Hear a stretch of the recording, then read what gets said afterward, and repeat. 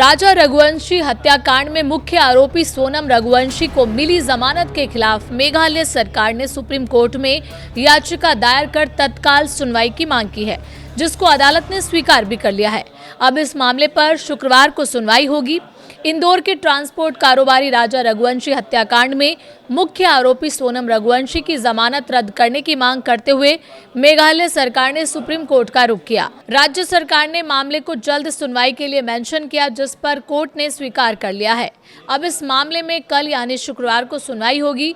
राज्य सरकार की तरफ से पेश हुए सॉलिसिटर जनरल ने मामले की संवेदनशीलता याद दिलाते हुए कहा कि आपकी लॉर्डशिप को याद होगा कि ये वही महिला है जो अपने पति को इंदौर से मेघालय ले गई।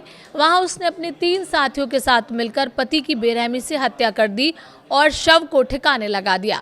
इससे पहले उनकी 2 बार जमानत याचिका खारिज हो चुकी है, क्योंकि आरोपी के भागने की आशंकाएं थी।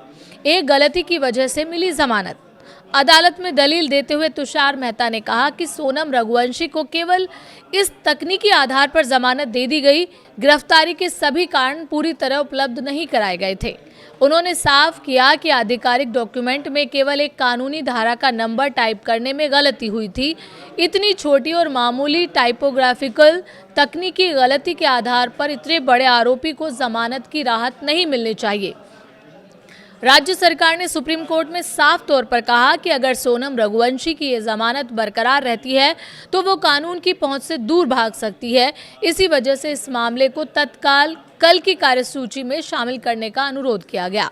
अदालत ने मामले की गंभीरता को देखते हुए कल ही इस पर विस्तृत सुनवाई करने की मंजूरी दे दी है।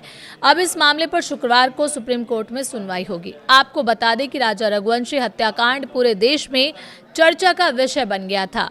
आरोप है कि सोनम रघुवंशी ने अपने पति राजा को मणिपुर ले जाकर 3 अन्य आरोपियों के साथ मिलकर हत्या कर दी थी और शव को ठिकाने लगा दिया। इसके बाद खुद भी कई दिन तक लापता हो गई थी।